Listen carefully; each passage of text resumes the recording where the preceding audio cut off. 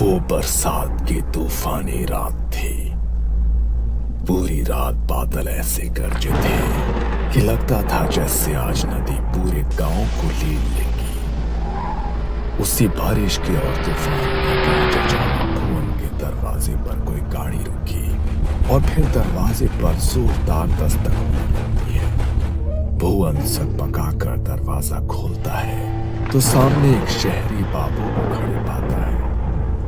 भुवन आप ही हैं? हम कोलकाता से आए हैं, एसडीएम हैं, आज ही तबादला हुआ है। सामने खड़े अफसर को देख तकरीबन 57-58 की उम्र के झुर्रीदार चेहरे वाले भुवन बाबू ने हाँ में गर्दन हिलाई और हाथ जोड़कर उन्हें नमस्कार किया।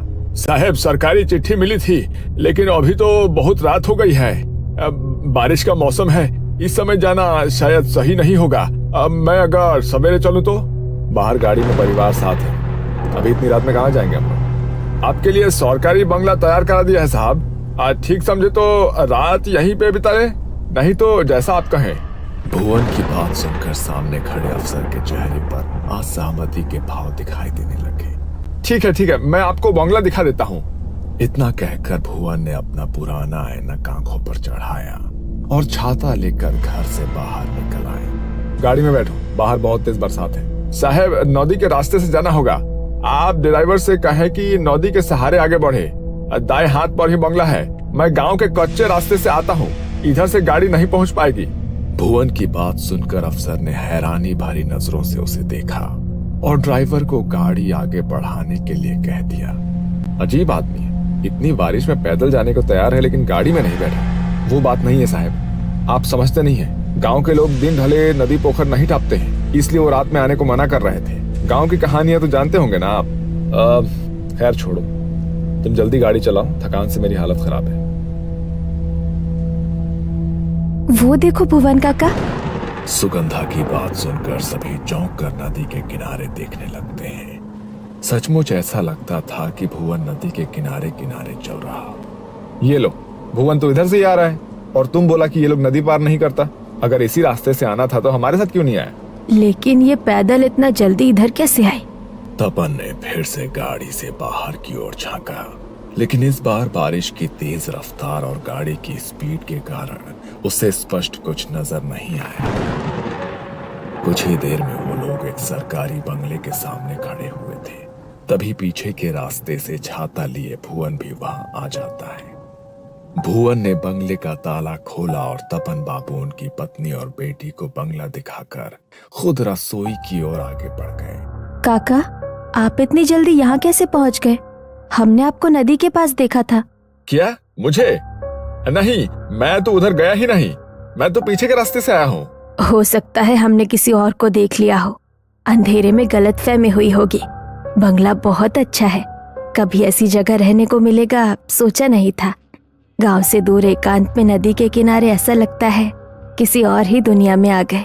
मंदाकिनी, सुगंधा, इंद्राणी और तपन को बंगला काफी अच्छा लगा था, लेकिन भुवन किसी और ही सोच में गुम था। उसे समझ नहीं आ रहा था कि आखिर इतनी रात को खराब मौसम में इन लोगों ने किसे नदी किनारे देखा होगा। अब मैंने चाय बना दी है, आप लोग पी लीजिए।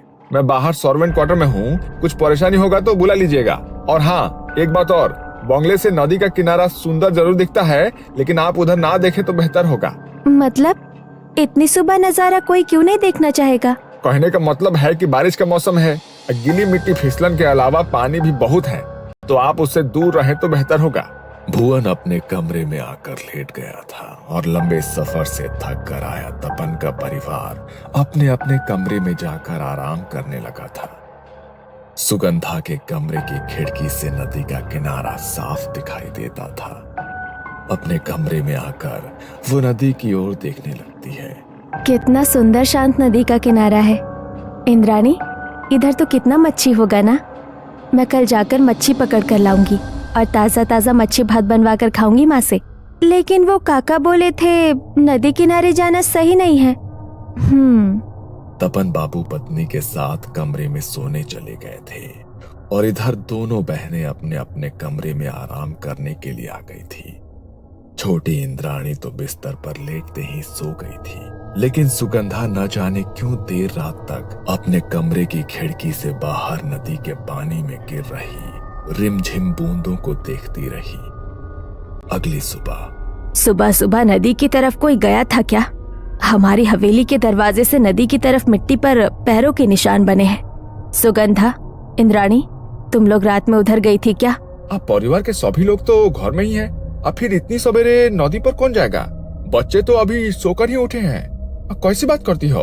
भुवन बाहर जाकर उन कदमों के निशानों को देखता है जो वाकई नदी के किनारे से हवेली के दरवाजे तक दिखाई दे रहे थे।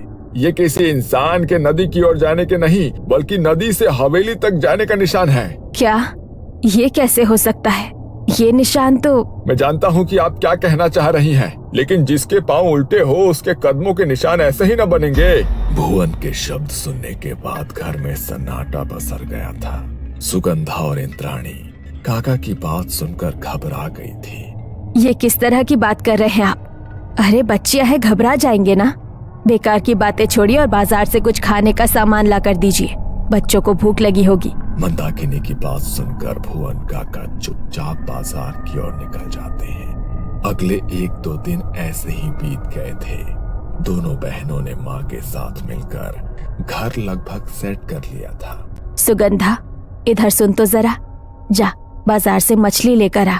आज मच्छी भात बनाएंगे और कहीं रुक मत जाना, अंधेरा होने से पहले लौट कर आना है।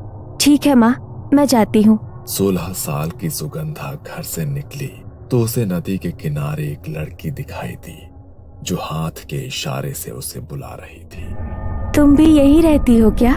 सुगंधा की बात सुनकर दूसरी लड़की ने रहस्यमयी सी मुस्कान के साथ उसे ऊपर से नीचे तक देखा और हाँ में गर्दन हिला दी। बड़ी बड़ी काजल से सजी आंखें, मोटी चोटी, मनमोहक सा खूबसूरत चेहरा जिस पर से सुगंधा की नजर नहीं हट रही थी। कल मिलोगी, साथ में खेलेंगे।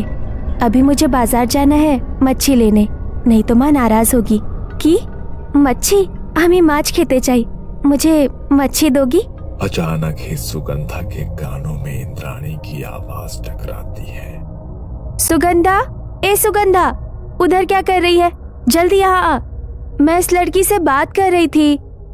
तुम्हारा नाम की?